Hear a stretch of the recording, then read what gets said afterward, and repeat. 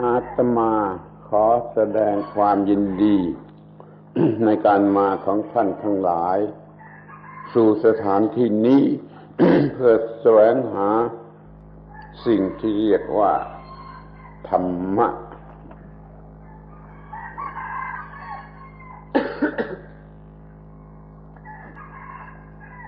First of all, I'd like to express my delight that all of you have come here to this place in search of what we call Dhamma.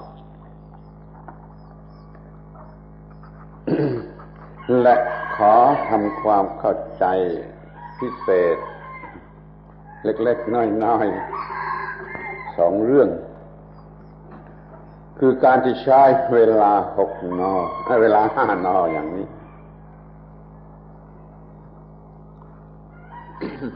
Let's take a little time to consider a few miscellaneous matters, such as the fact that we're using this world of 5 a.m. และท่านต้องเดินมาเป็นเวลาเป็นเกือบ2 กิโลกว่าจะมาถึงที่นี่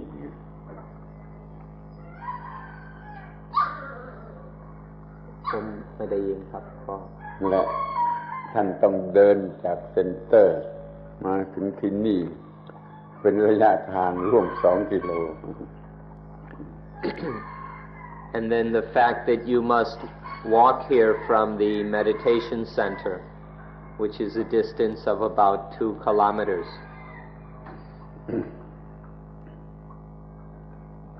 เวลา5 น.อย่างนี้เป็นเวลาเหมาะสม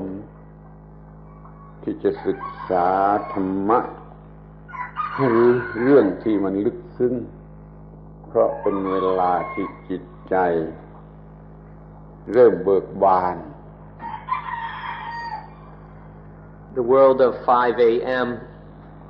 is a fitting, appropriate time for studying the Dhamma, for studying profound things. This is because the mind is not yet full or crowded with things. อย่างดอกไม้ในป่าทั่วๆไปก็เริ่มบานเวลานี้พระพุทธเจ้าตรัสรู้เวลาอย่างนี้คือมีจิตใจเหมาะสมที่จะทำหน้าที่หรือทำงานที่ละเอียดที่ลึกซึ้ง Most of the flowers in the forest bloom or blossom around this time, and the Buddha awakened under the Bodhi tree at this time. There are certain things about this time of day that are fitting for a blossoming, a waking up to the way things are, to seeing things as they really are.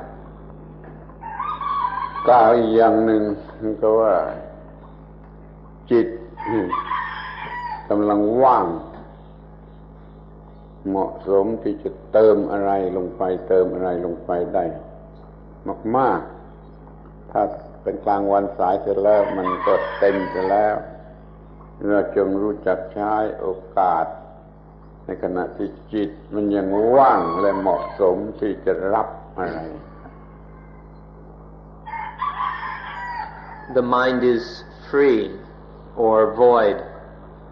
At this time, the mind hasn't yet been cluttered with all kinds of things. And so it's able to receive a great deal of new information and experience. Unlike the mind of, say, the late morning or the afternoon, which is no longer void or free, but is all cluttered up with extra and too much stuff. So it's important to know how to use this time when the mind is void, free, and when it's fit for understanding things deeply. ข ขอให้ท่านทั้งหลายพยายามใช้ชั่วโมงนี้5 น.นี้ให้เป็นประโยชน์ให้มากที่สุดเป็นธรรมเนียมตายตัวว่าในหมู่พุทธบริษัทภิกษุสามเณรในเมืองไทยเนี่ยกำหนดเวลา5 น.เป็นเวลาที่ตื่นขึ้น ศึกษาธรรมะเป็นพิเศษคือเป็นธรรมเนียมทั่วไป So please try to make the most of this hour, this time at 5 a.m. This is an ancient tradition in Buddhism. The monks and novices wake up at least this early in order to use this special time of day to study Dhamma, to see things fresh and new in ways they haven't seen before. This is an old tradition in Buddhism to make use of the world of 5 a.m. ถ้าท่านได้พยายามกระทำจนเป็นนิสัยก็กล่าวได้ว่าได้กำไรเวลามาอีก1 ชั่วโมงเวลาพิเศษที่สุดอีก1 ชั่วโมงให้แก่ชีวิตทุกวัน If you're able to do this, then you'll get the highest profit from this hour. It's like we've added a whole extra hour to our life by making use of this very special time of day. สำหรับการที่ต้องเดินมาที่นี่ก็ให้ถือเอาประโยชน์พิเศษอีกอย่างหนึ่งคือไม่ใช่เพียงแต่ morning walk อย่างเดียวแต่ว่าเป็น morning walk พิเศษคือการฝึกการเดินโดยไม่ต้องมีผู้เดินฝึกการเดินโดยไม่ต้องมีผู้เดิน And then the fact that you have to walk over here to hear the talk, there's more to this than just taking a morning stroll. But there's something special about this. This is a time to train in walking without a walker. We're not merely walking over here just to get here, but we're using this as an opportunity to train in walking without a walker. เป็นการฝึกบทเรียนที่สูงที่สุดอยู่บทหนึ่งคือจิตใจร่วมกันกับร่างกายและทำอะไรลงไปโดยปราศจากความคิดว่าฉันทำโดยปราศจากความคิดว่าฉันทำร่างกายจิตใจทำอะไรอย่างใดอย่างหนึ่งโดยปราศจากความรู้สึกว่าฉันทำ This is the highest kind of activity in which the body together with the mind act, and they act without the thought or feeling that I act, that I am acting, I am doing this. Just merely the body and mind together functioning naturally to do the necessary activity without any thought or feeling of I do it. บทเรียนนี้จะขยายไกลออกไปถึงว่ามีการกระทำแต่ไม่มีผู้กระทำมีการกระทำโดยไม่ต้องมีผู้กระทำทุกอย่างทั้งชีวิตเลยนั่นบทเรียนใหญ่คืออันนั้นเดี๋ยวนี้เป็นบทเรียนน้อยๆ เพียงแต่ว่าการเดินก็ฝึกซะก่อนว่าเดินโดยไม่ต้องมีตัวผู้เดินขอให้ตั้งใจทำบทเรียนนี้ดีๆจะนำไปสู่บทเรียนสูงสุดที่ว่า มีการกระทำโดยไม่ต้องมีผู้กระทำ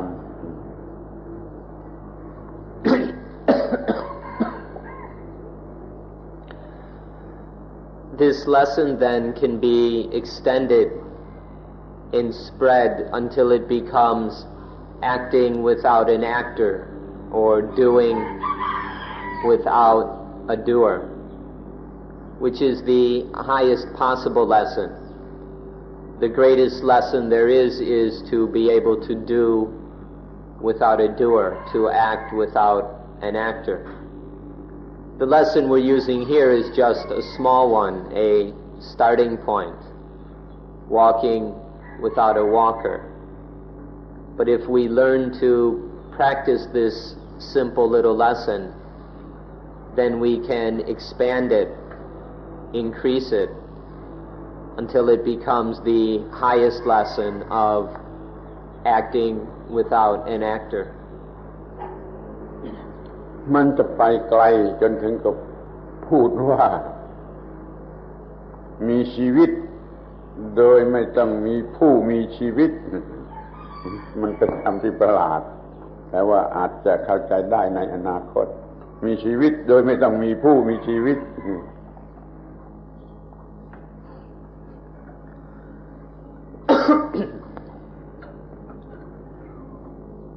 And this can be taken to the point of living life without anyone who lives. You may not be able to understand this right now, but eventually you should be able to know what it means to live without someone who lives. ทั้งหมดนั้นเป็นหัวใจของพระพุทธศาสนาคือมีชีวิตโดยไม่ต้องมีความรู้สึกว่ามีตัวตนหรือของตน All of this is the heart of Buddhism.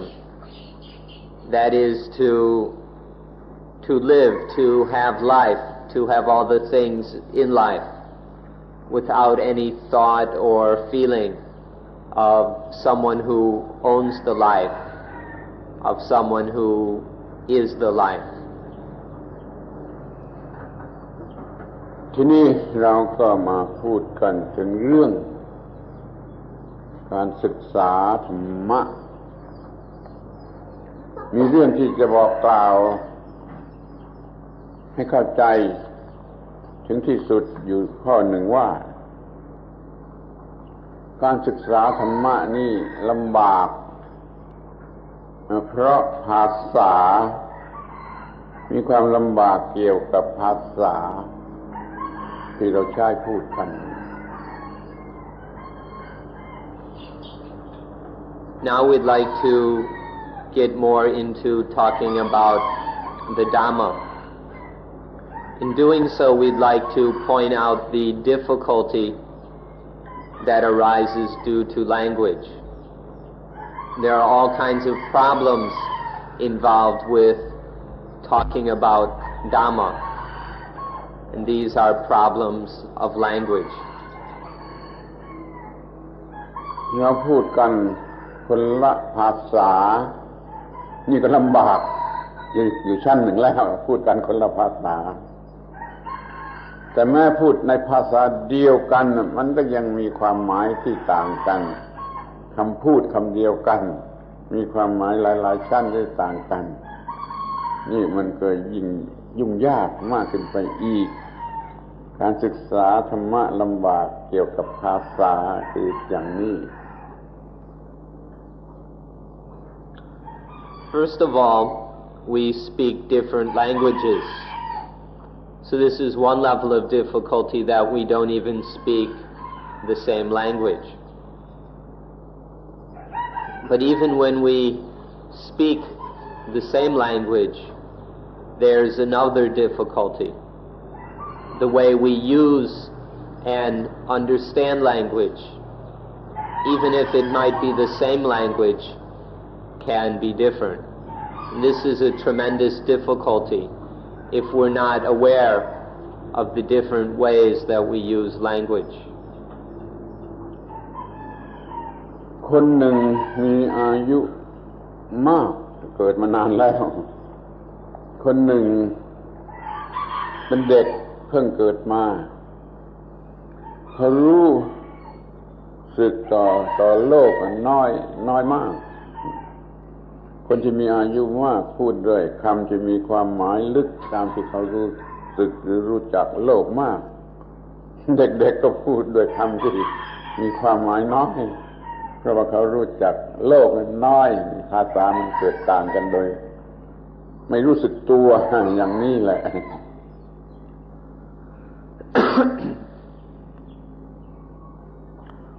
One person is quite old and has lived in this world for a long time. And then another person has been born fairly recently and doesn't have so much experience of the world. These two people will speak differently according to their knowledge and experience of the world. The words of the first person will have much deeper meaning, the much deeper meaning coming out of their long experience of how things work in this world. The other person, the child, will speak with words that barely have any meaning at all because they lack experience and understanding of the world. In this way, two people can be speaking two different languages because of the meanings they give to words differ. รู้ว่าคนหนึ่งเขาจะมีสติปัญญาน้อยนี่ก็สุดแท้มันก็มองเห็นแต่วัตถุหรือแต่ปรากฏการณ์ของวัตถุเมื่อเขาพูดอะไรออกไปมันจะบรรยายแต่ในลักษณะของวัตถุเขาก็พูดได้แต่ภาษาธรรมดาหรือภาษาคนส่วนอีกคนหนึ่งมีสติปัญญามากรู้ถึงความหมายรู้ถึงคุณค่าลึกซึ้งความหมายที่ลึกซึ้งของวัตถุเขาก็พูดลึกถึงความหมายของวัตถุก็เลยเรียกว่าเขาพูดอีกภาษาหนึ่งคือภาษาธรรมเราเลยเกิดมีภาษาคนหรือภาษาวัตถุแล้วก็มีภาษาธรรมหรือภาษาความหมายขึ้นมาเป็นสองภาษานี่คือต้นเหตุของการลำบากความลำบากในการพูดจา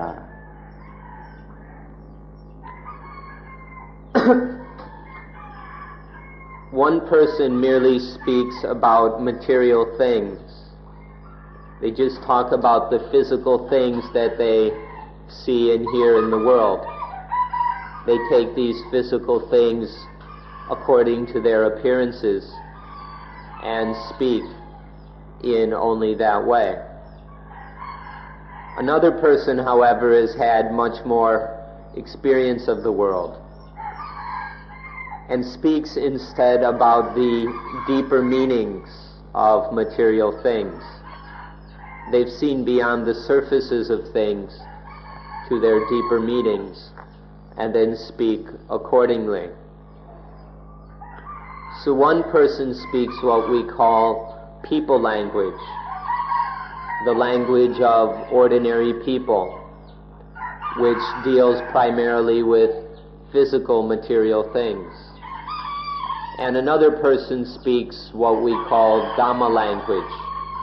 the language of the meaning of things. We have great difficulties because we don't understand and are unaware of these two kinds of language. ถ้าจะกล่าวให้หมดจดสิ้นเชิงก็ยังจะกล่าวว่าคนธรรมดาสามัญนี่ยังมีจิตใจต่ำคืออยู่ภายใต้อิทธิพลของความเป็นบวกหรือความเป็นลบของทุกๆสิ่งในโลกจิตใจของเขาอยู่ภายใต้อิทธิพลของบวกลบเขาพูดไปตามความรู้สึกนั่นก็เป็นภาษาทีนี้มีบุคคลอีกพวกหนึ่งมีจิตใจอยู่สูงเหนือความเป็นบวกและความเป็นลบไม่มีความเป็นบวกและความเป็นลบ คือพวกพระอริยเจ้าพวกนี้ก็มีภาษาพูดอีกภาษาหนึ่งต่างกันมากคือภาษาของคนที่ยังมีบวกลบและภาษาของคนที่อยู่เหนือความเป็นบวกเหนือความเป็นลบนี่เป็นจุดสูงสุดของภาษาคนและภาษาธรรม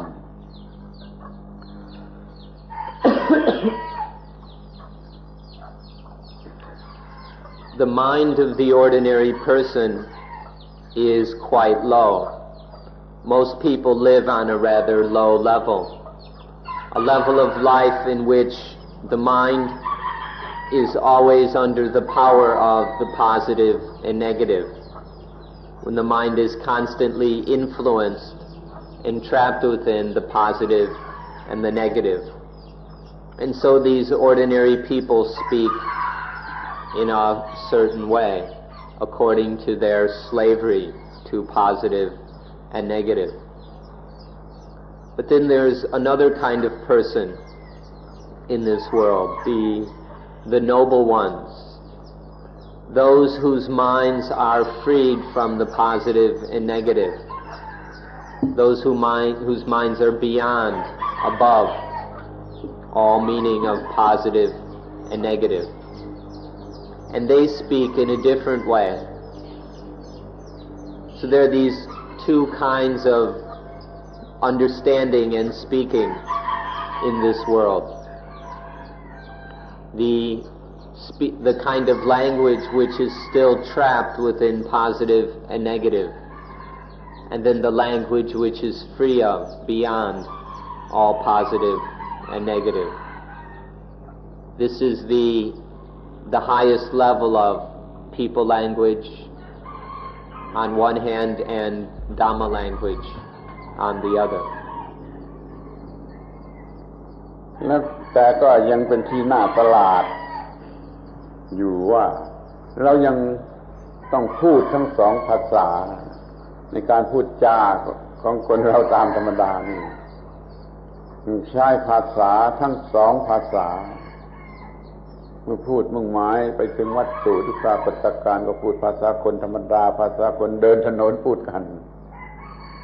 แต่ที่จะพูดถึงเรื่องที่ลึกซึ้งหรือความหมายที่ลึกซึ้งก็ต้องพูดภาษาคนดังนั้นมันจึงเกิดมีภาษาคนและภาษาธรรมขึ้นมาเมื่อพูดว่ากอดในภาษาคนก็หมายถึงคนแต่พูดว่ากอดในภาษาธรรมมันไม่ใช่คนมันเป็นอะไรก็ไม่รู้จนไม่อาจจะพูดว่าเป็นอะไรนะทุกๆคำนะมีความหมายเป็นสองชั้นอย่างนี้ Now what's strange about this business is that each of us must use both kinds of language. You can't avoid speaking both kinds of language. In ordinary situations, when we have some material purpose, then we speak the ordinary people language. But at other times when we have a higher purpose, when we're seeking the profound meaning of things, then we must speak in Dhamma language. We can't avoid it. Sometimes we speak in the ordinary language of people in the street, and other times we use the language of Dhamma. For example, take the word God. In people language, we use the word God to mean some person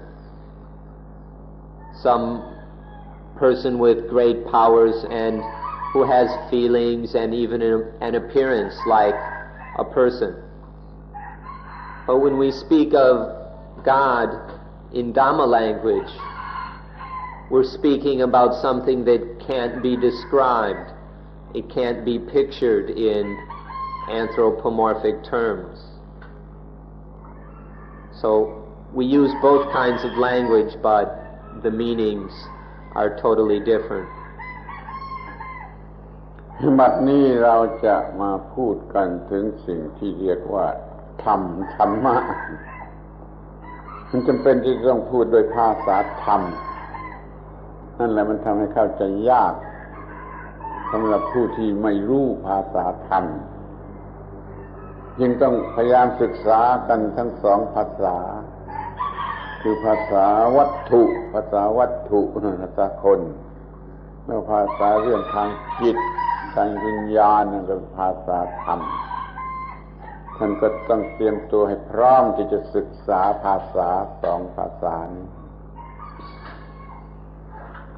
Now when we talk about Dhamma, it's necessary that we speak in Dhamma language. And this is the difficulty for most people. Most people aren't very familiar with Dhamma language, and so it's difficult for them to understand. Therefore, it's necessary to study both of these kinds of language until we're very experienced with and familiar with both of them. The material language or people language, and then the spiritual language or Dhamma language. To understand Dhamma, we need to understand both of these kinds of language.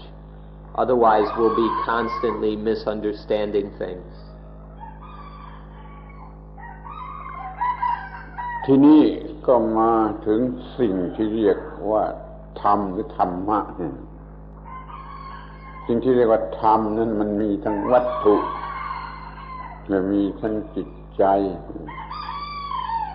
ภาษาธรรมก็จึงมีภาษาทั้งภาษาวัตถุและภาษาธรรม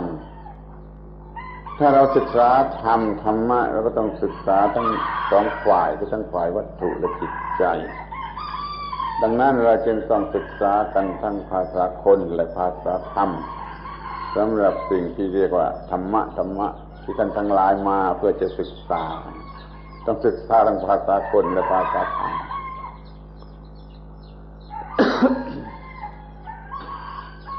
Now, what we call Dhamma has both a material side and a mental or spiritual side. Therefore, we need to examine and study Dhamma on both sides, in both aspects. So we speak about Dhamma in the ordinary people language, in the material way of speaking. And then we speak about Dhamma in Dhamma language, in the mental or spiritual way of speaking. In order to understand Dhamma fully, we must discuss it in both kinds of language. ในชั้นแรกท่านจะต้องทราบซะก่อนว่าคำว่าธรรมคำพูดคำนี้เป็นคำที่ประหลาดที่สุดคือหมายถึงทุกสิ่งไม่ยกเว้นอะไรในบรรดาสิ่งที่มนุษย์รู้จักก็ดีไม่รู้จักก็ดีจะมีกี่ล้านสิ่งเรียกได้ว่าธรรมคำเดียวทั้งนั้นคำว่าธรรมหมายถึงทุกสิ่งอย่างนี้ทั้งที่เป็นวัตถุทั้งที่เป็นจิตใจหรือเป็นอย่างอื่นซึ่งไม่ใช่วัตถุไม่ใช่จิตใจมันก็ยังเรียกว่าธรรมมีความประหลาดที่สุดของคำว่าธรรม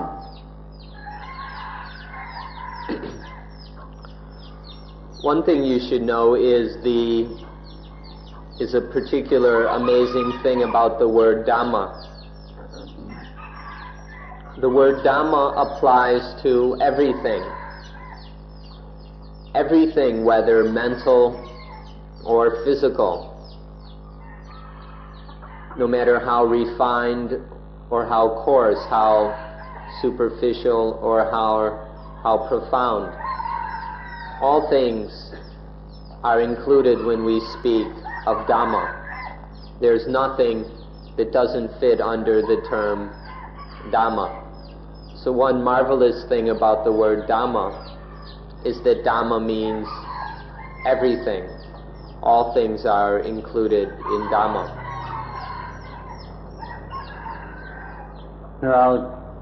เรามีคำพูดกันแต่เพียงว่ารูปธรรมคือวัตถุนามธรรมคือจิตใจและไม่ใช่รูปธรรมไม่ใช่นามธรรมคือไม่ใช่วัตถุไม่ใช่จิตใจเป็นสิ่งพิเศษเพียง3 คำนี่มันหมดแล้วมายกเว้นอะไร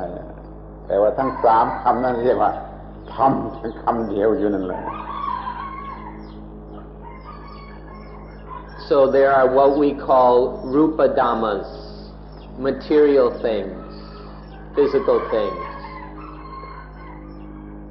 especially our bodies in the material world. And there are what we call nama dhammas, immaterial or intangible things,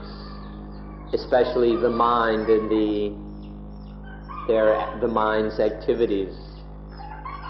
But then there is something which is neither rupa dhamma or nama dhamma.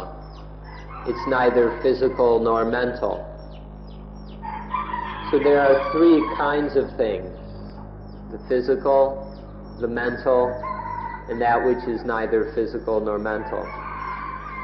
Even so, all kinds of things, all of the things which fit in these 3 categories, and there's nothing which doesn't fit into one of these categories. All 3 of them are all Dhamma. มีวิธีศึกษาหรือพูดใจอย่างหนึ่งก็ว่าสิ่งที่เป็นความมีแล้วก็สิ่งที่เป็นความไม่มีแล้วก็เป็นสิ่งที่ไม่เป็นทั้งความมีและความไม่มีคือเป็นภาวะเป็นอภาวะและไม่ใช่ทั้งภาวะและทั้งอภาวะถ้าเราพูดอย่างนี้มันหมายถึงหมดทุกสิ่งไม่ยกเว้นอะไรทั้งหมดนั่นก็คือคำพูดคำเดียวว่าธรรมสิ่งที่มีความมีก็ได้ไม่มีความมีก็ได้ไม่มีทั้งความมีและไม่มีทั้งความไม่มีก็ได้มันค่อยเข้าใจความหมายที่กว้างขวางขอบเขตที่กว้างขวางไม่ยกเว้นอะไรของคำว่า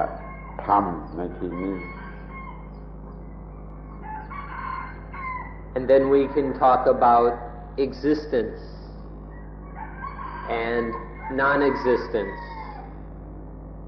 and that which neither exists nor does not exist. I don't know if you can understand this, but there's what people call existence, and then what they call non-existence, and that which you can't really say whether it exists or not exists. There's no relevance in speaking about it in terms of existence or non-existence. These 3 terms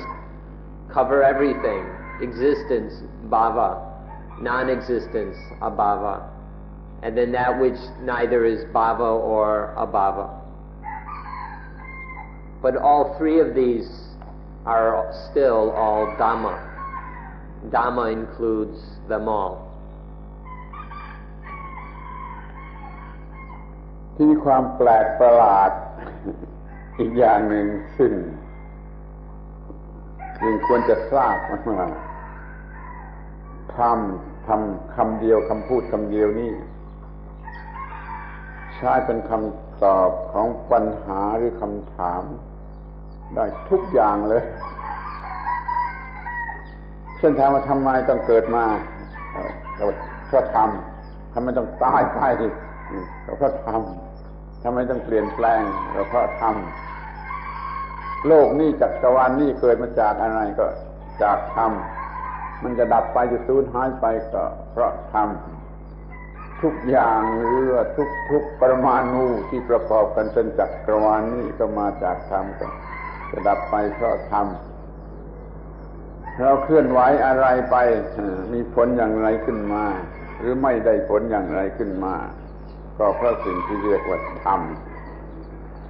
ดังนั้นคำว่าธรรมจึงเป็นคำตอบที่ใช้ตอบปัญหาได้ทุกคำถามจะมีกี่ล้า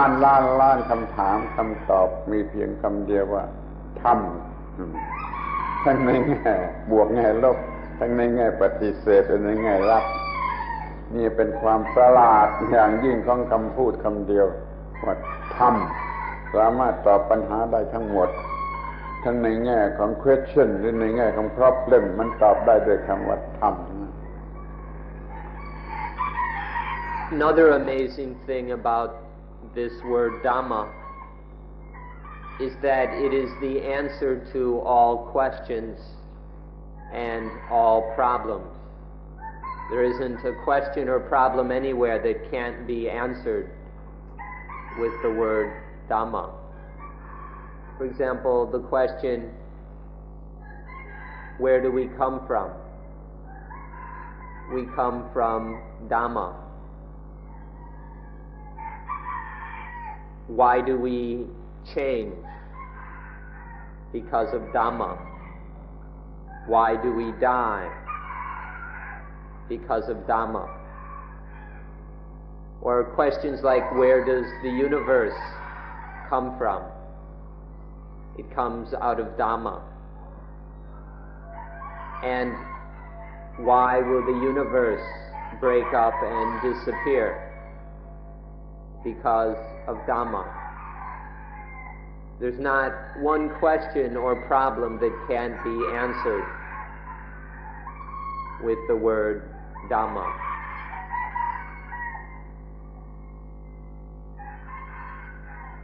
ที่ในทางพุทธศาสนานี่ก็จะ systematize ที่จะจัดหมวดของธรรมนี่ให้มันเข้าใจง่ายก็เลยจัดไอ้ธรรมะนี่เป็น4ประเภทหรือ4ความหมายคือเป็นตัวธรรมชาตินี่ประเภทแรกแล้วเป็นตัวกฎของธรรมชาติที่มีประจำอยู่ในธรรมชาตินั้นนี่เป็นความหมายที่2แล้วก็หน้าที่ที่สิ่งที่มีชีวิตจะต้องปฏิบัติตามกฎนั้นตัวหน้าที่นี่ก็เรียกว่าธรรมในความหมายที่3แล้วผลจากหน้าที่จะดีหรือชั่วยังไงก็ตามพ้นจากหน้าที่นี่ก็เป็นความหมายประเภทที่4เราจึงได้เป็น4ความหมายคือตัวธรรมชาติตัวกฎของธรรมชาติตัวหน้าที่ตามกฎของธรรมชาติและผลที่เกิดจากหน้าที่ทั้ง4ประเภทนี้เรียกว่าธรรมถ้าท่านลองคิดดูเถอะมันมีอะไรนอกไปจากนี้มันมีอะไรนอกไปจากนี้ธรรมจึงเป็นคำประหลาดหมายถึงทุกสิ่งไม่ยกเว้นอะไร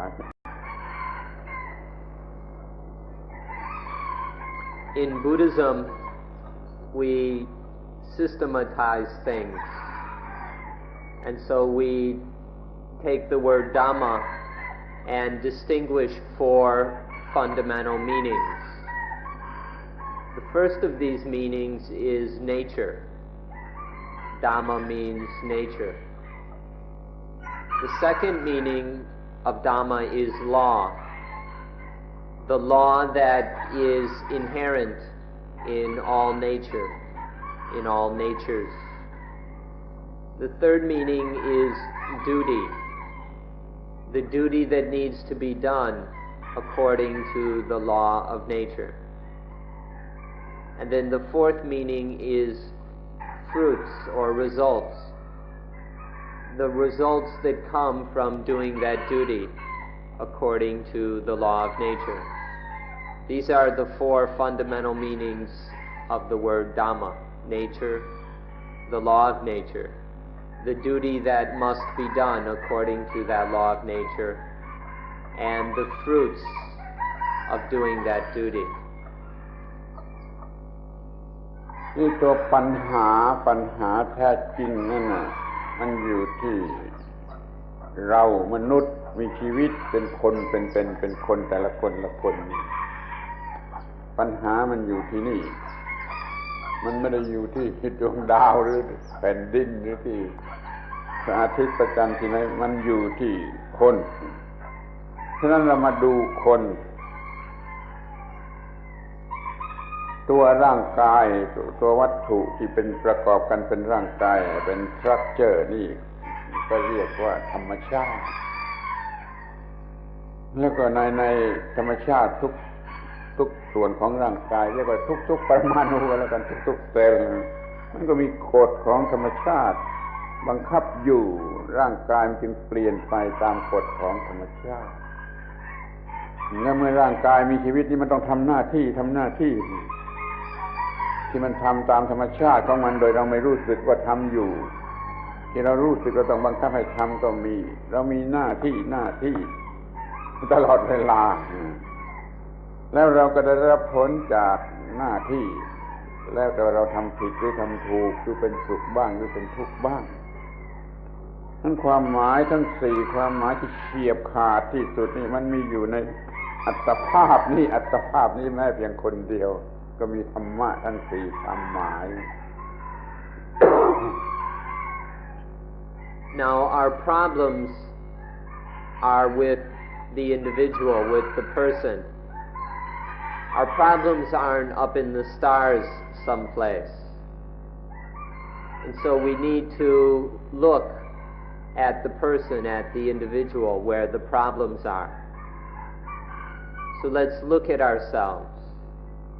First of all, look at this body, this living body here. This living body is nature, is part of nature. And then all the time, constantly, this body is changing and functioning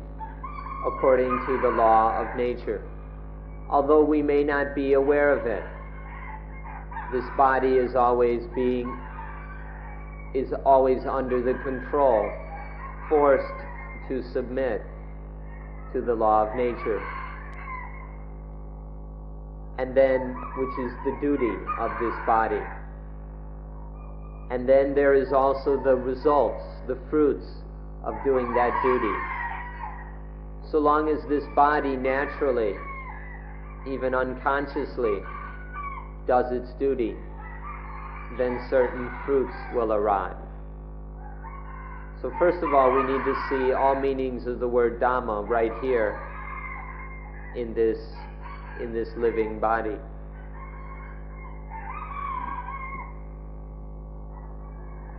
ดูความที่มีความคำนี้มีความหมายกว้างขวางที่สุดอีกทีหนึ่งว่าทุกอย่างธรรมชาติทุกอย่างมันก็คือธรรมแล้วกฎของธรรมชาติที่สร้างธรรมชาติขึ้นมาหรือทำให้ธรรมชาติสิ้นสุดลงธรรมชาติเปลี่ยนแปลงไปกฎของธรรมชาตินี่มีความหมายหรือมีหน้าที่อย่างเดียวกับคำว่า God นั่นแหละผู้สร้างขึ้นมาผู้ควบคุมอยู่ผู้ทำลายล้างความหมายของคำว่า God มันรวมอยู่ในคำว่ากฎของธรรมชาติธรรมชาติคือสิ่งที่พระเจ้าสร้างขึ้นมาพระเจ้าผู้สร้างก็คือกฎของธรรมชาติและสิ่งมีชีวิตทั้งหมดก็ต้องทำตามคือหน้าที่แล้วเขาก็อยู่ด้วยผลของหน้าที่ตลอดเวลาสี่ความหมายนี้ถ้าท่านเข้าใจสี่ความหมายนี้ท่านจะเข้าใจสิ่งที่เรียกว่าธรรมโดยสิ้นเชิงWe can examine all four of these meanings right here, right now, right in our own bodies. These physical realities are just nature. And then all the time, they're under the control of the law of nature. The creation of these bodies is due to the law of nature. The fact that they will end, break up, and disappear is due to the law of nature. The fact of their constant change is because of the law of nature. The law of nature is the equivalent of God, or has the meaning of God, that which creates, destroys, changes, maintains things. This fact or meaning of the law of nature can be seen right here and now. within the very natures of these bodies. And then there is the duty. In each moment there is the duty, that which needs to be done according to the law of nature. When the law of nature is as it is, then there is always some duty or responsibility which is required. And by doing that duty, there arise certain fruits. That this body can maintain itself, can stay alive, are due to the fruits of doing that duty according to the law of nature. So look and see all four meanings, all four of these meanings inside the body, and then you will understand the word Dhamma. ทีนี้ท่านก็จะเห็นได้ด้วยตนเองต่อไปอีกว่ามีความประหลาดพิเศษอีกข้อหนึ่งคือคำว่าธรรมะนี่แปลเป็นภาษาอื่นไม่ได้มันเกิดขึ้นในภาษาอินเดียโบราณที่มีผู้รู้ธรรมะแล้วก็เรียกคำนี้ขึ้นมาในความหมายสี่ความหมายแล้วคำว่าธรรมะนี่มันก็ตายตัวแปลเป็นภาษาอื่นไม่ได้เคยได้ทราบว่าเมื่อความรู้ทางธรรมทางพุทธศาสนาเข้าไปในประเทศอังกฤษนักภาษาศาสตร์ก็พยายามจะแปลคำนี้เป็นภาษาอังกฤษช่วยกันเป็นอันมากได้ข่าวว่าได้ยินว่าแปลได้ตั้ง38 คำแล้วไม่หมดยังไม่หมดยอมแพ้ก็ต้องใช้คำเดิมในภาษาใดก็ตามภาษาไทยก็ใช้กับธรรมะภาษาจีนภาษาในทุกภาษาก็ต้องใช้คำเดิมของคำว่าธรรมเรียกว่าธรรมกันแล้วกันนี่ก็เป็นความประหลาดอย่างหนึ่งคือแปลเป็นภาษาอะไรไม่ได้ Another amazing thing about the word Dhamma is that it can't be translated into any other language. The word Dhamma is a very ancient Indian word. When there were first certain people who understood Dhamma, then they used this word in their ancient Indian language. And since then, no one has been able to translate this word properly. We heard that when knowledge of Buddhism first came to England, the various linguists and scholars who were translating things into English thought of 38 different translations for the word Dhamma. They had 38 different words and still they weren't finished. They hadn't covered all the meanings of Dhamma, and so they gave up.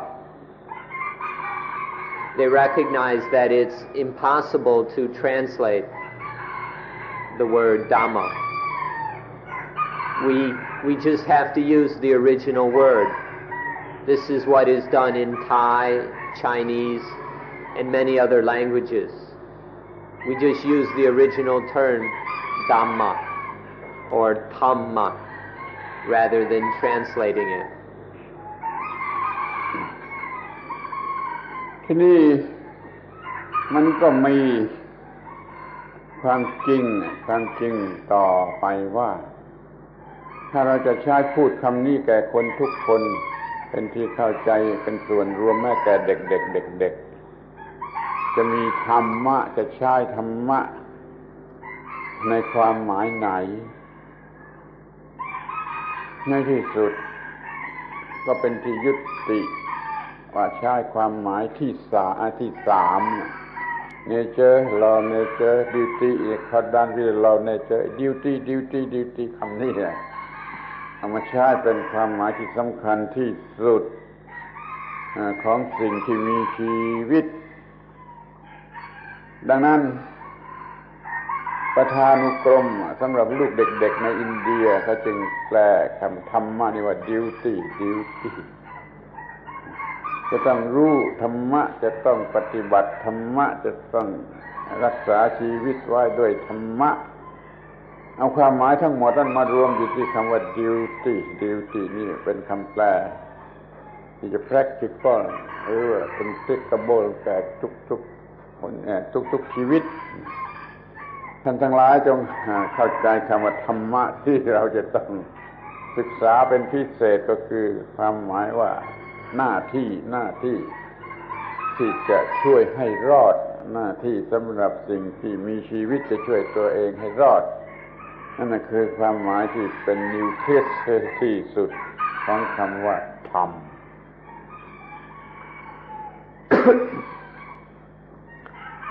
Now the question arises of these different meanings of the word Dhamma,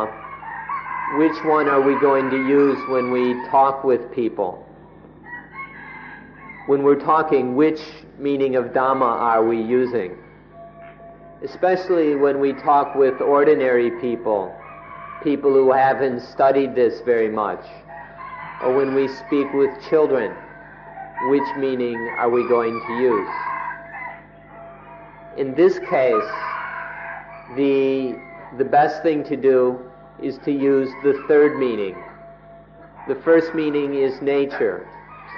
The second meaning is the law of nature. The third meaning is the duty according to the law of nature. This is the meaning we should use when speaking with ordinary people and with children. This was the case in ancient India. In the dictionaries for children, the standard meaning given to Dhamma was duty. When speaking about you should know Dhamma, this refers to duty. When we say one must practice Dhamma, this means practicing duty. So, when we speak in an ordinary way with ordinary people, it's best, it's safest to use Dhamma in the sense of the third meaning, in terms of duty. แล้วก็มาศึกษาคำสองคำนี้กันให้ดีเป็นพิเศษตามภาษาของตนคำว่า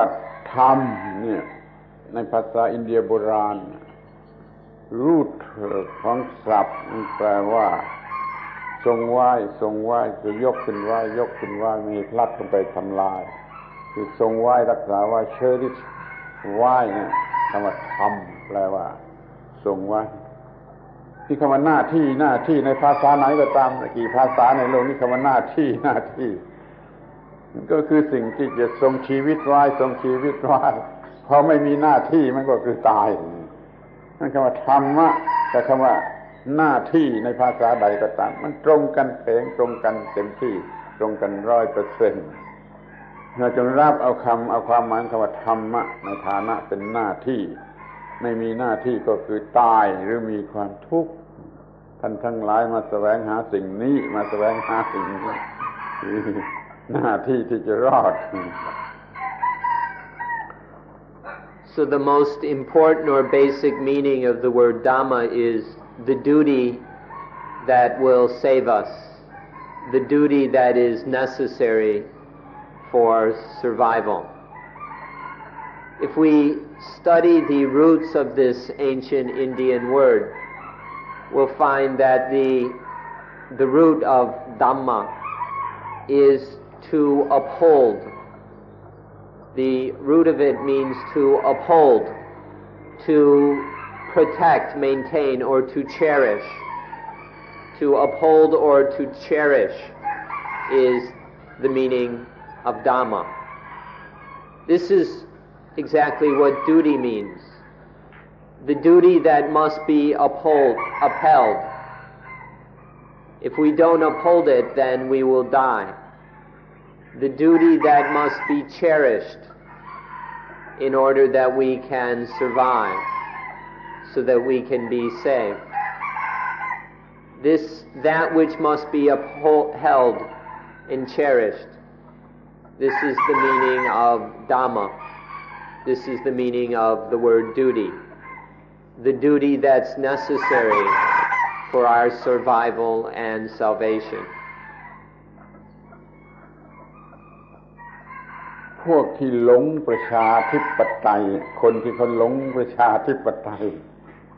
เขาจะรู้สึกว่าหน้าที่หรือธรรมะนี่ทำให้เราเสียสิทธิมนุษยชน human rights นั่นเข้าใจผิดลองไปทำหน้าที่ที่ไม่ยอมเสียไม่ยอมทำหน้าที่ไม่ยอมเสียสิทธิอันนี้เราก็จะไม่ได้อยู่ก็คือจะตาย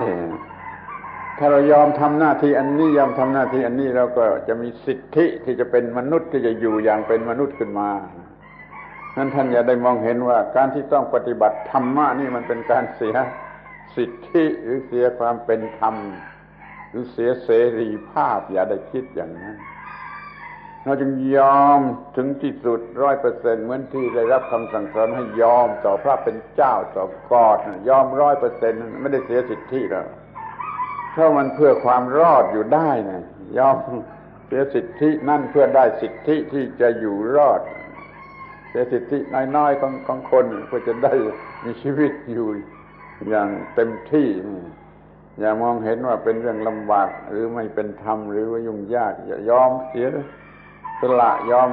ทุกอย่างเพื่อปฏิบัติธรรมหรือปฏิบัติหน้าที่ปฏิบัติหน้าที่ให้สมบูรณ์แล้วก็มีความรอดเรื่องก็จบนะ Those people who are obsessed with and infatuated with democracy will think that duty or Dhamma takes away our rights and privileges. Those of us who are deluded by democracy or human rights tend to think that doing our duty takes away our freedom, takes away our rights and privileges. But this is a very superficial and rather immature understanding. Dhamma is the duty necessary to live. To survive, to be saved, we must do our Dhamma. We must do our duty. And so we give up the little privileges, the little rights, the petty little individual rights, in order to do so that we have the right on a higher level to do what really needs to be done. That is, in order to survive. We give up the petty little rights and privileges in order to have the right to be human, to live as a human being, to be truly human. So doing Dhamma, doing duty, practicing Dhamma doesn't take away our rights or our freedom. Please be careful to not misunderstand the word duty or Dhamma in such a careless way. ถ้าจะพูดให้เข้าใจง่ายๆในแง่ของศีลธรรมจริยธรรมวัฒนธรรมนี่อย่างนี้แล้วเราก็สรุปพูดได้ว่าหน้าที่หรือธรรมะหรือหน้าที่นี่คือความถูกต้องเพื่อความรอดความถูกต้องเพื่อความรอดมีความถูกต้องเพื่อความรอดมีความรอดเพราะมีความถูกต้องความถูกต้องเพื่อความรอดนั่นแหละคือสิ่งที่เรียกว่าธรรมหรือหน้าที่ในที่นี้ If we speak simply for the sake of living in this world, for the sake of, in terms of ethics, then we can say that duty or Dhamma means the rightness, the correctness needed to survive.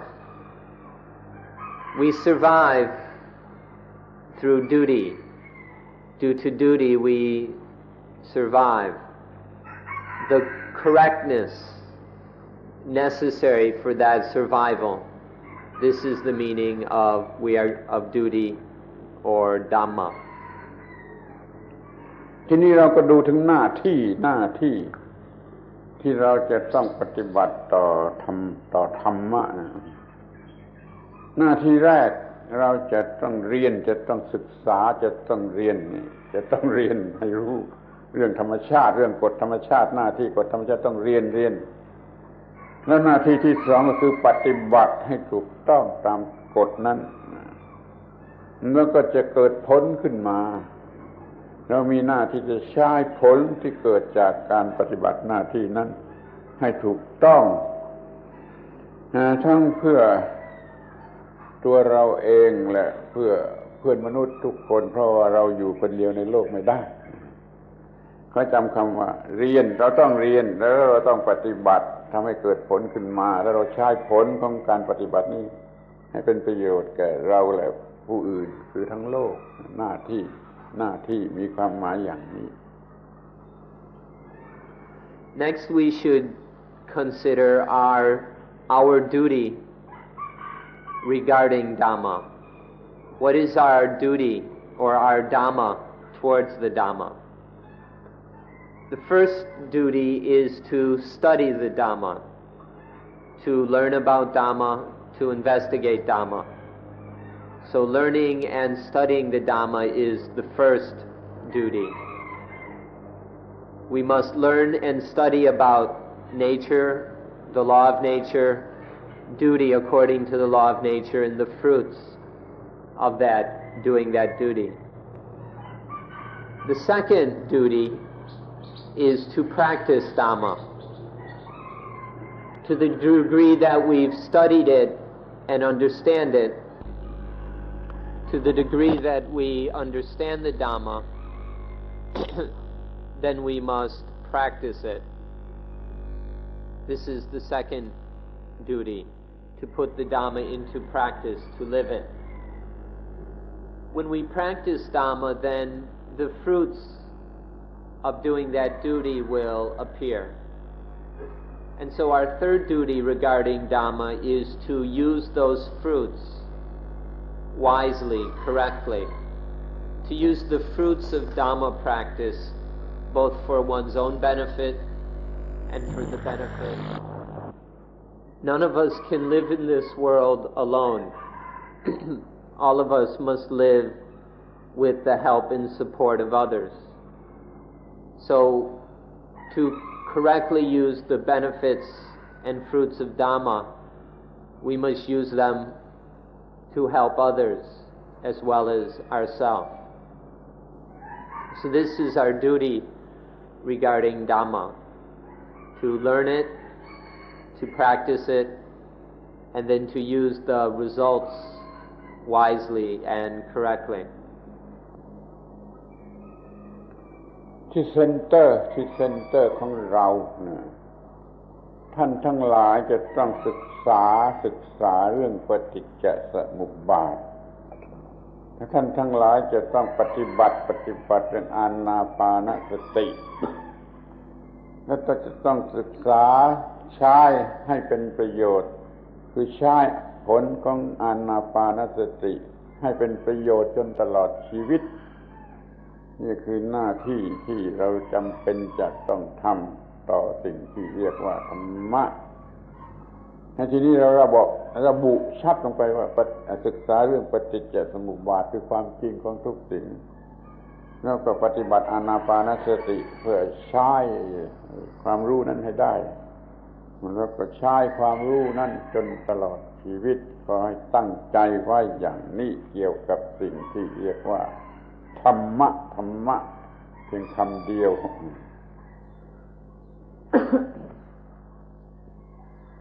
So, over at the meditation center, you must study dependent origination, paticca samuppada, which is the basic fact of all things. So you study dependent origination. And then you practice anapanasati, or mindfulness with breathing in and breathing out. And then you learn how to use the benefits and results that come from practicing Anapanasati. This is what we're doing over at the meditation center. First, studying about dependent origination, the basic fact or law of all things, that the basic law that runs everything in our lives. And then applying that knowledge of dependent origination, and then practicing in line with that knowledge by practicing mindfulness with breathing, so that we are able to respond to the law of nature. And then using any results and benefits that arise for our own sake and the sake of others. สมมติว่าท่านเป็นคริสเตียนนะท่านก็ไม่ต้องทิ้งคำว่า God หรือคำว่า to pray to God เพราะว่า law of nature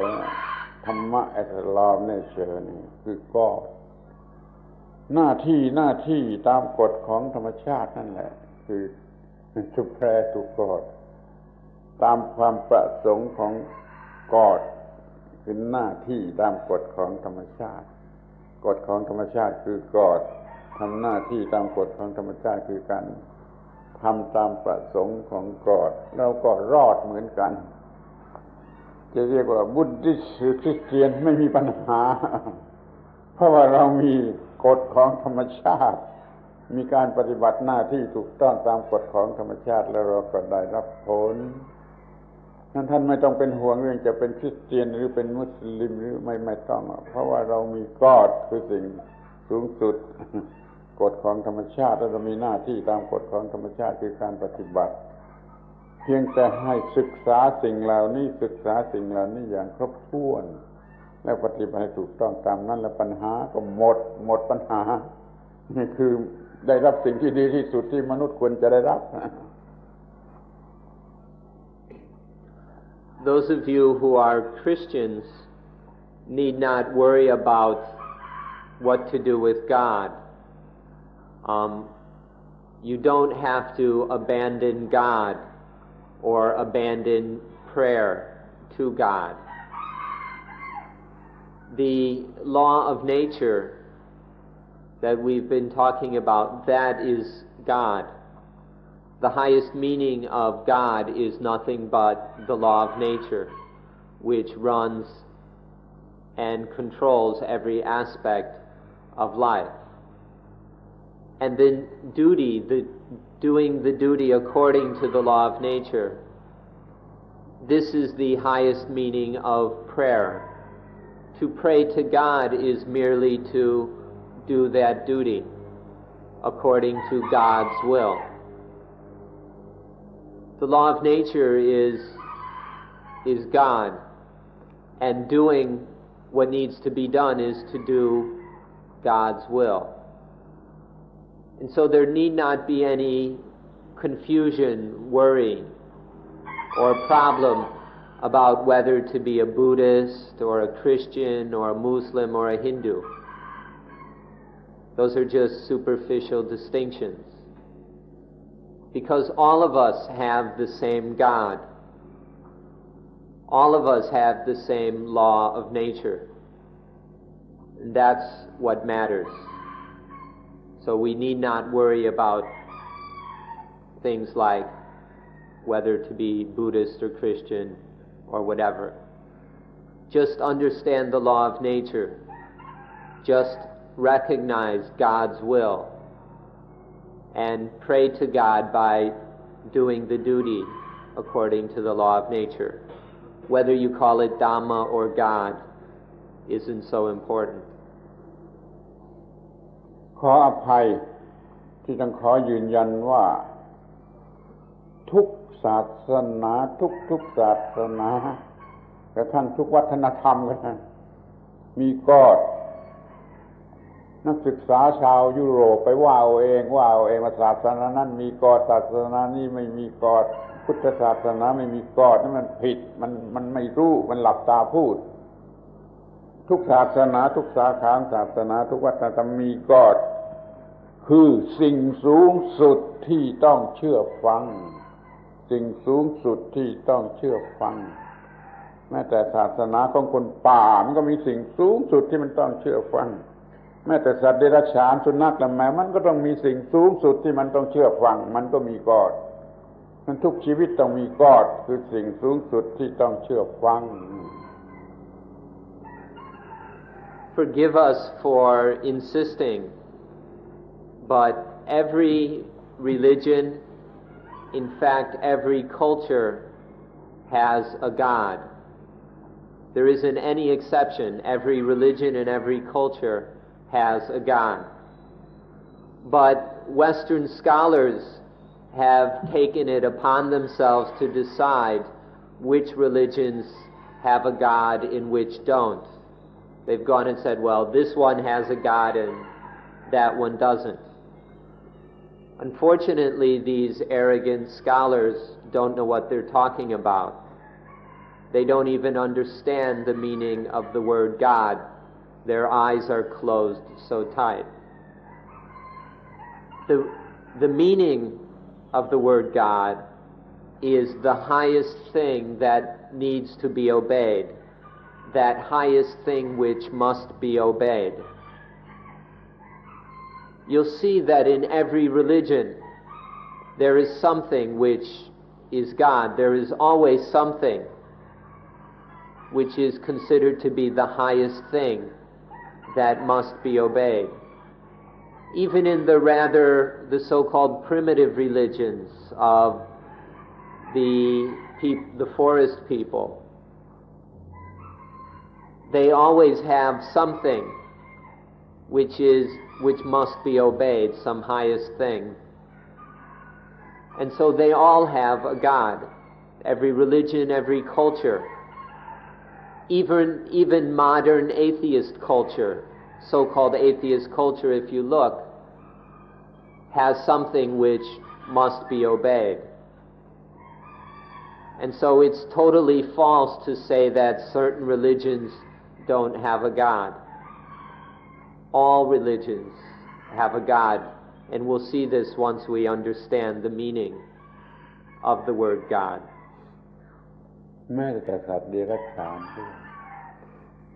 Even animals have their God. Every animal, including the dog here, has a God, some highest thing or power which must be obeyed. สัตว์เดรัจฉานเนี่ยเขาต้องมีสิ่งที่เขาต้องเชื่อฟังมิฉะนั้นเขาก็จะต้องตายแม้แต่เจ้าของผู้เลี้ยงก็อยู่ในฐานะที่เขาต้องเชื่อฟังสิ่งมีชีวิตทุกชีวิตต้องมีสิ่งที่ต้องเชื่อฟังนั่นคือกฎ Even these animals here have some highest thing that must be obeyed. If they don't obey it, they will die. It's very simple. We all have some God that it must be obeyed, otherwise we will die. All living things are like this. For the dog, its God might be its owner. If it doesn't obey its owner, it could really be in trouble. For all of us, it's the same for all living things. There is some God that must be obeyed. ดังนั้นขอให้เรามีกฎในสองความหมายคือสมมติเป็นอย่างบุคคลก็ได้แล้วก็ไม่ใช่บุคคลก็ได้ทั้ง personal impersonal ถ้าต้องเชื่อฟังต้องปฏิบัติตามแล้วก็เรียกว่าพระเป็นเจ้าหรือกฎได้ชีวิตทุกชีวิตต้องมีสิ่งสูงสุดที่ต้องเชื่อฟัง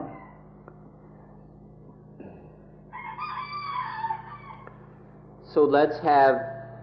two meanings to the word God. One is the personal meaning of God,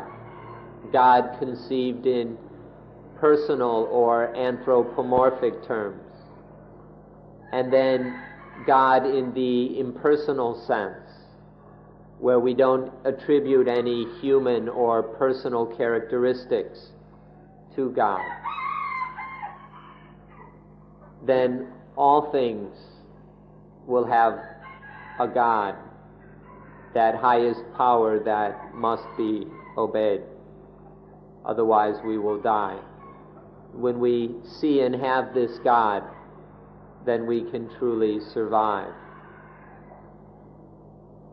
เราไม่อาจจะพูดให้เด็กๆหรือคนปัญญาอ่อนฟังถ้าเราไม่พูดอย่างเป็นบุคคลต้องพูดภาษาคนเป็นบุคคลเพื่อเด็กๆหรือคนปัญญาอ่อนฟังนี่ก็เป็นชนิดหนึ่งเป็น personal แต่ถ้าอย่างผู้มีสติปัญญาเห็นลึกซึ้งก็พูดอย่าง impersonal ก็ได้นั่นขอให้เรามีทั้ง personal ก็ impersonal ก็นั่นจะถูกต้องที่สุด When we speak with children, if we talk about the impersonal God, they won't be able to understand. So for children, we need to talk about a personal God, a God that has some human characteristics that children can understand and identify with. But when we talk to people who have sufficient intelligence, enough awareness and wisdom, then we can put aside the childish God and speak about the impersonal God, a God that doesn't have any human or personal characteristics. So we need both kinds of God for the different kind of people in the world. Those who are spiritually immature have the personal God, and for those who are spiritually mature, there is the impersonal God. Both are necessary. ถ้าท่านเป็นคริสเตียนก็เข้าใจได้ง่ายถ้าพิจารณาดูข้อความประโยคหนึ่งใน Book of John. At the beginning, the word was, the word, logos. At the beginning, the word was. Word นั่นคืออะไร Word นั่นคืออะไร Word นั่นคือธรรมะในฐานะเป็นกฎของธรรมชาติมีอยู่ก่อนสิ่งใดมีอยู่ก่อนสิ่งใดกระทั่ง the word มากลายเป็น the God นั่นมันก็ไม่ยกเว้นอะไรทุกศาสนาทุกชีวิตทุกระบบวัฒนธรรมมีสิ่งที่มีอยู่ก่อนสิ่งอื่นแล้วก็มีอำนาจสูงสุดที่ทุกคนต้องเชื่อฟังนั่นขอให้เราเข้าถึงกอดทั้งสองความหมายทั้งอย่างภาษาคนและอย่างภาษาธรรมที่ลึกซึ้งที่สุดนี่ก็คือศึกษาธรรมในพระพุทธศาสนาด้วยเหมือนกัน Those of you who are Christians won't have much trouble understanding this. If you think about the passage in the book of John at the very beginning where it says,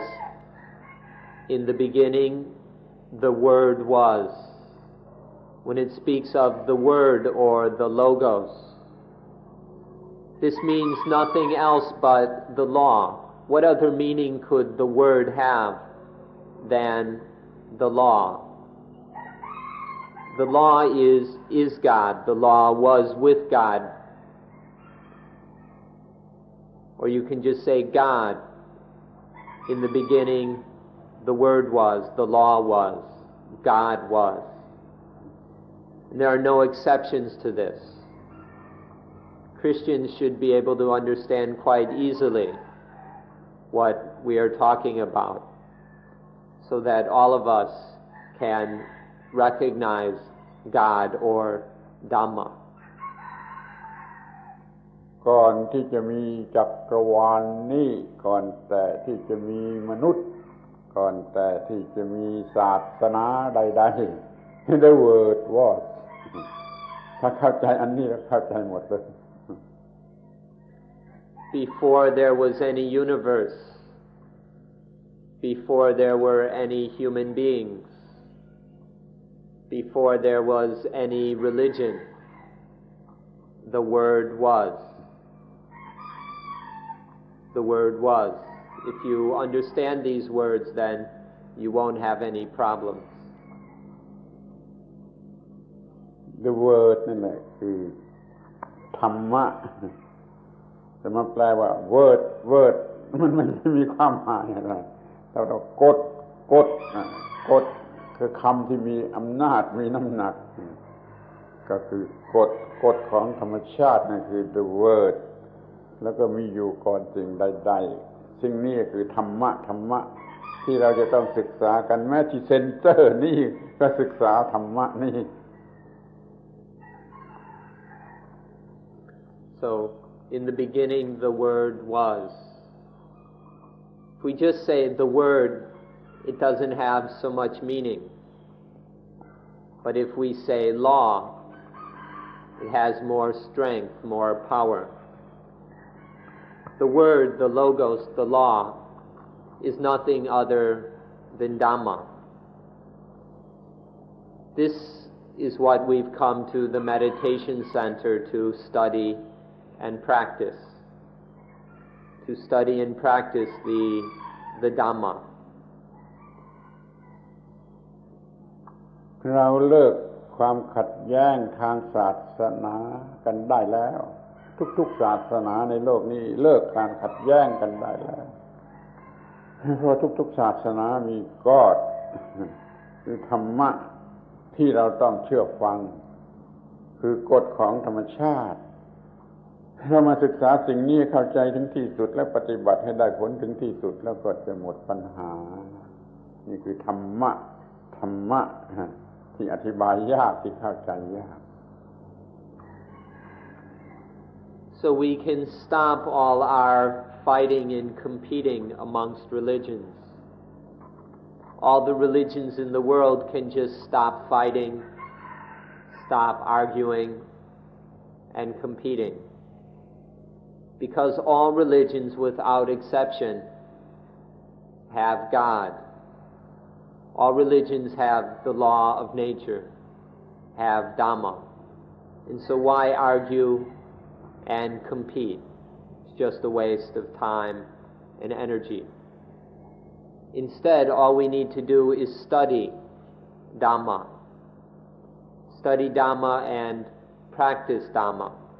according to Dhamma. And then reap the benefits, the fruits of practicing the Dhamma. This is all we need to do, is to understand, practice, and receive the benefits of Dhamma. All the arguing is just a waste of time, and in fact goes against the will of God. So this is about the word Dhamma, which is so hard for people to understand. ที่นี่เราก็จะมาพูดกันถึงเรื่องสิ่งที่เรียกว่าจุดหมายปลายทางหรือ final goal จะพูดกันถึงสิ่งนี้ของมนุษย์ Now we should talk about the final goal of life or of humanity. คริสเตียนก็จะนิยมพูดว่าจุดหมายปลายทางของเราก็คือเข้าไป United with God นิรันดร Christians like to speak of entering the kingdom of God, going to live with God, dwelling in the kingdom of God eternally. ฮินดูเขาก็ว่าเขาจะต้องเข้าถึงความเป็นอยู่นิรันดรมีความเป็นอยู่นิรันดรเป็นปรมาตมันแล้วก็เป็นอยู่นิรันดร Hindus speak of being united with and living eternally, to exist eternally as Paramatman, แต่ชาวพุทธ ชาวพุทธจะแปลกกว่าเขาหน่อยที่ว่าเราจะเข้าถึงความว่างนิรันดร But Buddhists are a little different. Buddhists, the goal of Buddhism is to realize eternal voidness. ท่านตั้งใจมาศึกษาพุทธศาสนาพออาตมาบอกว่าจุดหมายปลายทางคือความว่างนิรันดรท่านคงจะสงสัยจะกระสับกระส่ายจะสั่นหัวแล้วก็ได้ Those of you who have come to learn about Buddhism, upon hearing that the final goal of Buddhism is eternal voidness, you may start to wonder, have doubts, begin to shake your head, even be a little confused. Voidness เป็นหัวใจความหมายที่เป็นชั้นลึกเป็นหัวใจของพุทธศาสนาจงเข้าใจไอ้ void เนี่ย void ให้ดีๆ void นี่ไม่ใช่ pessimistic ไม่ใช่ negativism void คือว่าไม่มีปัญหาไม่มีการเวียนว่ายเกิดแก่เจ็บตายไม่มีกิเลสไม่มีความทุกข์แล้วก็ void ที่สุดก็คือ void จาก self ไม่มีความยึดมั่นถือมั่นว่าตัวตนนั่นเรียกว่า void เข้าใจคำว่า void ให้ดีๆถ้าเข้าใจไม่ดีจะเกลียดจะไม่ชอบแล้วก็จะไม่ศึกษาพุทธศาสนาด้วย Voidness is the heart, the essence of Buddhism. Buddhism is nothing but voidness. So it's important to understand voidness correctly. Very simply, voidness just means to be free of all problems. Voidness is the state of not having any problems whatsoever. When there aren't any problems at all, that is voidness. This is the heart and essence of Buddhism. Please understand voidness correctly. If you don't, you'll misunderstand all of Buddhism, and you won't appreciate what it has to offer for you. เมื่อตะกี้เราบอกว่าท่านทั้งหลายจงเดินจากเซ็นเตอร์มาที่นี่โดยไม่ต้องมีผู้เดินมาที่นี่โดยไม่ต้องมีผู้เดินตลอดชีวิตทำกระทำทุกอย่างโดยไม่ต้องมีผู้กระทำนี่ความหมายของคำว่า void of self void of self ไม่มีสิ่งใดยึดมั่นถือมั่นไว้โดยความเป็นตัวตนหรือเป็น self นี่เรียกว่า void เมื่อจิตไม่ยึดถือสิ่งใดในนี้จิตก็ void จิตก็ถึงความว่างจิตก็ถึง void นั่นจุดหมายปลายทางของพุทธศาสนาคือสิ้นสุดแห่งปัญหาแห่งความทุกข์แห่งทุกสิ่งทุกอย่างเราเรียกว่า void ท่านจะชอบหรือไม่ชอบแล้วแต่ความรู้สึกของท่าน Earlier when we spoke of walking over from the center, of walking without a walker, then we were talking about voidness. If we practice walking without a walker throughout our lives, if we practice doing without a doer, then we are practicing voidness. When there is doing without any doer, when there is acting without any clinging to or attachment to the me or I who does something, that is the meaning of voidness.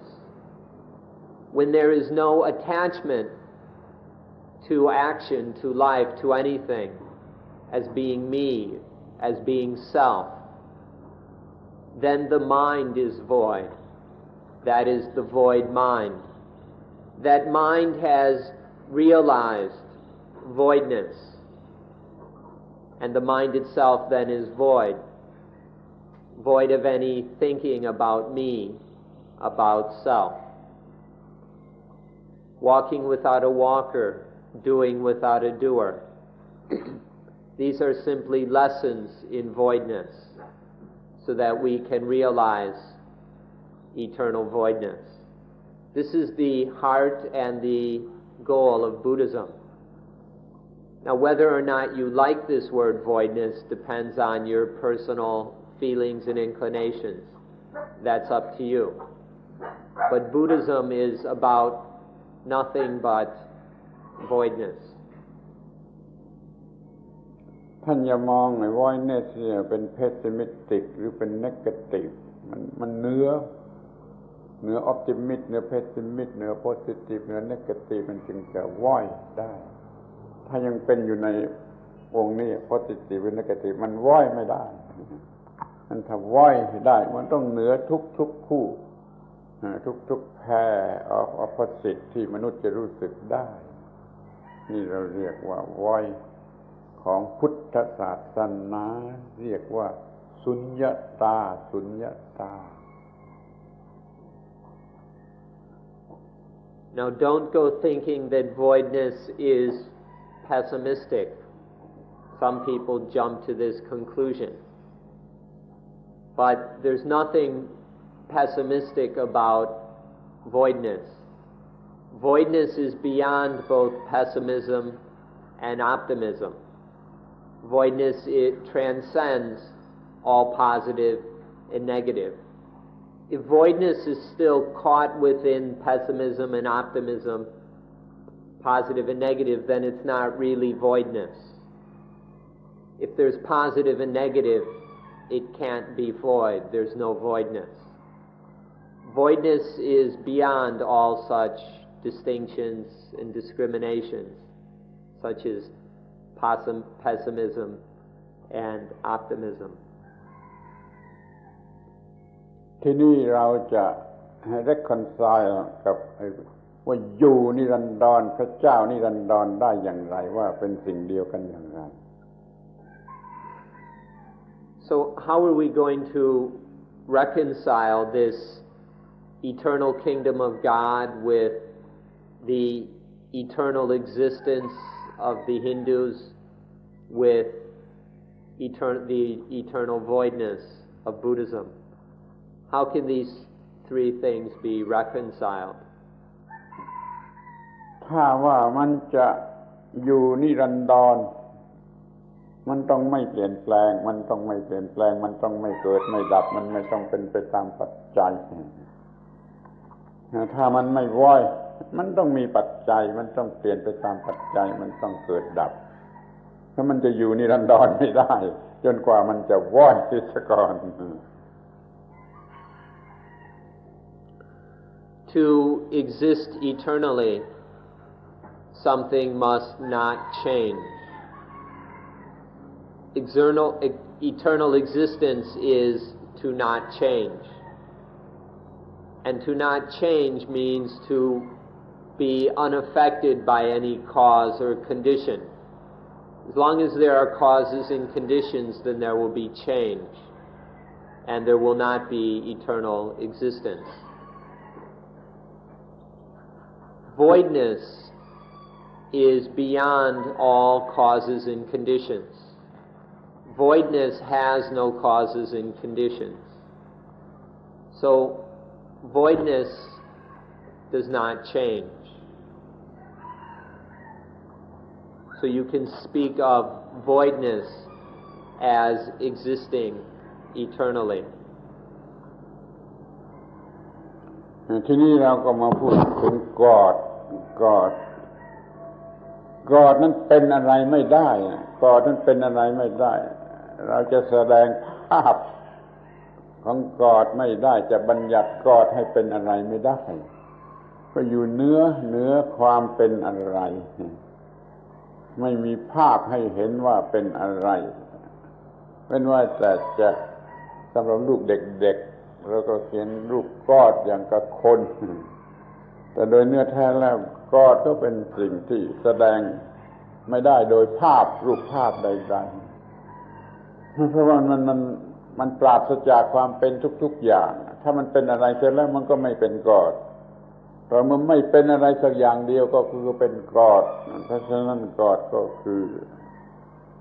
ว่างนิรันดรด้วยเหมือนกัน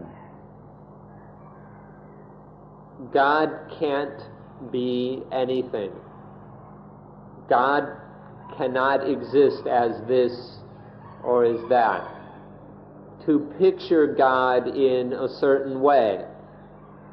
as looking like this or having a certain form or appearance, is impossible. To describe God, to give attributes to God, is impossible. Of course, people try to do this, but this is just to draw pictures for children. To draw a picture of God looking like a human being. This is solely for children who lack any real experience or intelligence. But the true God, real God, is beyond any such forms, appearances, pictures, and descriptions. And so God is also void. God is void of all such things. You can't say that God is this or God is that. Therefore, God is void of all kinds of being, of all kinds of existence. This is the eternal God, which is no different than eternal voidness. ท่านคงจะเคยได้ยินคำพูดที่ว่าถ้าใครเห็นกอดคนนั้นก็ตาย เรื่องราวเกี่ยวกับโมเสสพูดกันชัดเจนอย่างนี้นะกอดเป็นสิ่งที่ใครเห็นไม่ได้ถ้าใครเห็นก็ต้องตายก็หมายความว่าถ้าเห็นกอดก็คือเห็นความว่างจากบุคคลไม่มีบุคคลใครเห็นกอดคนนั้นจะต้องตายมีความลึกซึ้งถึงขนาดว่ามันไม่มีบุคคลไม่มีความเป็นอย่างใดไม่มี existence non existence คือไม่มีอะไรนะจึงเรียกว่าว่างถึงที่สุดด้วยเหมือนกันเพราะในความว่างนิรันดรหรือความอยู่นิรันดรหรือกอดนิรันดรมันเป็นสิ่งเดียวกันเป็นไฟนั่นโกล You've probably heard the words that if you see God, you must die. If you remember back to the story of Moses and the burning bush, where God hides behind the burning bush, there are the words that if you see God, you will die. The meaning of this is extremely profound. If one sees God, that means if one sees voidness, if one sees the reality of voidness, that everything is void of both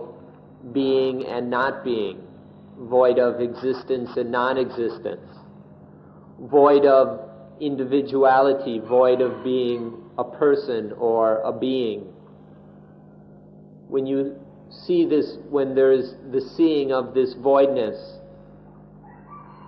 or seeing God, then one must die. That idea, that image of being an individual, being a person, being a separate self, must die.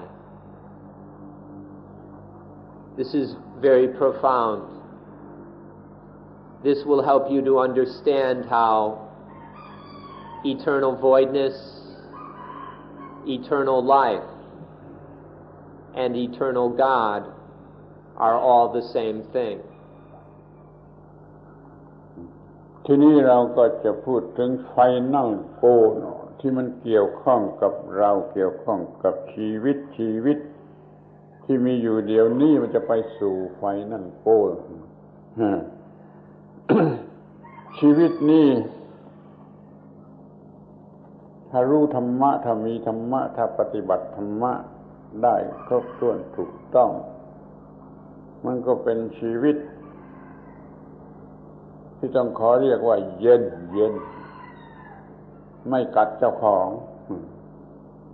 ถ้ามันไม่เดินทางถูกต้องมันยึดมั่นถือมั่นมันไม่ว่อยแล้วมันก็เป็นชีวิตที่ร้อนแล้วก็กัดเจ้าของกัดเจ้าของท่านจง discriminate สองข้อนี้ดีๆว่าชีวิตที่กัดเจ้าของกับชีวิตที่ไม่กัดเจ้าของชีวิตที่ไม่มีความรู้ทางธรรมะพอปฏิบัติหน้าที่ผิดหรือไม่มีหน้าที่ตัวชีวิตเองจะกัดเจ้าของชีวิตนี้จะกัดเจ้าของอย่างที่เรากำลังเป็นกันอยู่ลำบากด้วยชีวิตมันกัดเจ้าของแต่ถ้ารู้ธรรมะนี้ถึงที่สุดแล้วชีวิตนี้จะไม่กัดเจ้าของจะไม่มีสิ่งที่ทำให้กัดเจ้าของเราจึงเกิดมีชีวิตสองชนิดว่าเย็นไม่กัดเจ้าของร้อนกัดเจ้าของ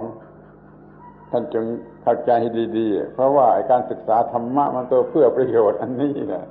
ศึกษาธรรมะเพื่อประโยชน์จะมีชีวิตเย็นและไม่กัดเจ้าของนั่นเอง Now we should look at the final goal of life as it applies to our lives, as it concerns our lives today. If we study, practice, and reap the fruits of Dhamma, then we must describe life as being cool. When we understand and live according to Dhamma, life is then cool. It doesn't bite its owner. When we live in the ordinary way of most people, oblivious to Dhamma, wrapped up in our personal little concerns, our likes and dislikes, spinning around in positive and negative, then life is hot. There's no real peace. Everything is hot and busy. And that is a life which bites its owner. But when life is void, when there is voidness, no clinging to me and mine, when no clinging to positive and negative, then there is nothing hot. It's all cool and peaceful, and light doesn't bite its owner. But as soon as there's clinging to something as being positive and negative, as being me and mine, then life bites its owner. Go ahead, cling to life, attach to it as being me, as being mine, and then it bites that owner. As soon as you try and own life, life itself bites. But when there's none of that clinging, none of that foolishness, then life is free, life is void, it's cool, it's peaceful. This is how the eternal voidness, eternal life, eternal God concerns us right here and now. How to be cool and peaceful right here and now, and how to use that coolness and peace for the benefit of oneself and the benefit of others. We're not just trying to be cool, but also to be peaceful and useful. เรากล่าวได้สั้นๆว่าชีวิตที่เต็มไปด้วย concept of self นี่ไม่ว่างชีวิตที่ไม่มี concept of self เป็นชีวิตบริสุทธิ์นี่เป็นชีวิตว่างมันก็เลยมีชีวิตว่างกับชีวิตไม่ว่างเรามีชีวิตที่ว่างเราจะไม่มีปัญหาคือว่างจาก self concept of self ไม่มีอัตตาอัตตนิยาไม่มีตัวกูไม่มีของกูเรียกว่าชีวิตว่างจากอัตตาอันหนึ่งเต็มไปด้วยอัตตาอันนี้ว่างจากอัตตามีอยู่สองอย่างเท่านี้ท่านก็เลือกเอา So there are two kinds of life. There's the life which is hot, which bites its owner. And there's the life which is cool, which doesn't bite its owner. The life that is full of concepts of me, of I, of self, that life isn't void. But the life in which there is no concept or thought or feeling of me, of I, of self, that life is void. The life full of me and mine is hot, it bites its owner. The life which is free of me and mine is cool, it doesn't bite its owner. The free life of voidness is to be void of all self, all atta. Atta is the Pali word for self. To be void of attaniya, anything connected with self, or in short, me and mine. To be void of self and anything related to self, concerned with self, connected to self. Void of atta and attaniya, of me and mine. This is the life that is truly peaceful, free, cool. It's a life that can never bite its owner, because there's no more owner. So know the difference between these two kinds of life. The life of self and the life which is void of self. ความรู้สึกยึดถือว่ามีเส้นมีอัตตานั่นมันก็นำไปสู่ความรู้สึกที่เป็น selfishness มันกัดเจ้าของ selfishness มันกัดเจ้าของชีวิตที่ไม่มี selfishness ไม่มีกัดเจ้าของ This feeling of self or thinking about self leads to selfishness. All the selfishness in the world comes from the feeling of self, of having a self, thinking about me. And then there is selfishness. And it's this selfishness that bites its owner. Once there is selfishness, it bites in very terrible, horrible ways. But when there is voidness, there is no selfishness to bite its owner. เรามาพิจารณาตัวอย่างของสิ่งที่เกิดมาจาก selfishness สิ่งที่เกิดมาจาก selfishness ดูเป็นตัวอย่างทีละอย่าง We'll look at some examples of selfishness. We'll consider them one by one to more clearly see the results of selfishness, how it bites its owner. ความรักกัดเจ้าของโดยตรงบ้างโดยอ้อมบ้าง Love bites its owner, sometimes directly, sometimes indirectly. ความโกรธ กัดเจ้าของ Anger bites its owner. ความเกลียดกัดเจ้าของผู้เกลียด Hatred bites its owner, the one who hates. ความกลัวก็กัดเจ้าของผู้กลัว Fear bites its owner, the one who is afraid. ความตื่นเต้นไปตามเหตุการณ์มันก็กัดเจ้าของ Excitement about circumstances bites its owner. อะไรเอาวิตกกังวลอนาคตก็กัดเจ้าของ Worry and anxiety about the future bites its owner. อะไรอาวรณ์อดีตหนหลังก็กัดเจ้าของ longing after the past, missing the past, bites its owner. อิจฉาริษยาอิจฉาริษยากัดเจ้าของยิ่งกว่าสิ่งใด Envy bites its owner more than anything. ความหวงทั่วไปกัดเจ้าของ Jealousy, possessiveness bites its owner. มีความหึงทางเพศกัดเจ้าของ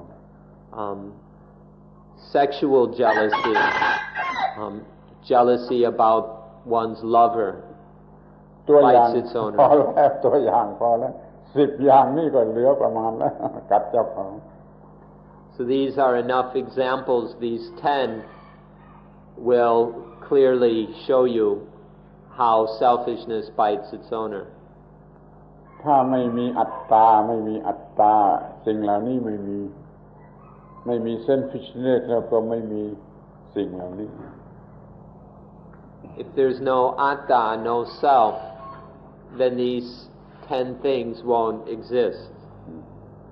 If there's no self, there's no selfishness, and then there's no way for these 10 things to happen. เราจงมาศึกษาเรื่องปฏิจจสมุปบาทเพื่อรู้จักสิ่งเหล่านี้อย่างถูกต้อง So then we ought to study dependent origination in order to understand these things correctly. และเราจงปฏิบัติอานาปานสติเพื่อกำจัดสิ่งเหล่านี้ออกไปให้หมดสิ้น And then we ought to practice anapanasati in order to thoroughly eliminate these things. ขอให้ท่านประสบความสำเร็จในการมาศึกษาและการปฏิบัติธรรมะที่เซ็นเตอร์ May you all be successful in your study and practice of Dhamma at the center. ขอบพระคุณท่านทั้งหลายที่อดทนเป็นผู้ฟังที่ดีด้วยความอดทนมา2 ชั่วโมงแล้วขอบพระคุณ And we would like to thank you all for being good listeners. Thank you for enduring for over 2 hours. Thank you. ขอให้ประสบความสำเร็จมีความรู้มีการปฏิบัติมีผลของการปฏิบัติใช้ผลของการปฏิบัติให้ชีวิตนี้ได้รับสิ่งที่ดีที่สุดจงทุกท่านเถิด So may you be successful in your study, in your practice of Dhamma, in receiving the fruits of Dhamma practice, and in using those fruits beneficially so that life achieves its highest potential. ขอบพระคุณและก็ปิดประชุมวันนี้ Thank you once again, and that's the close of today's meeting.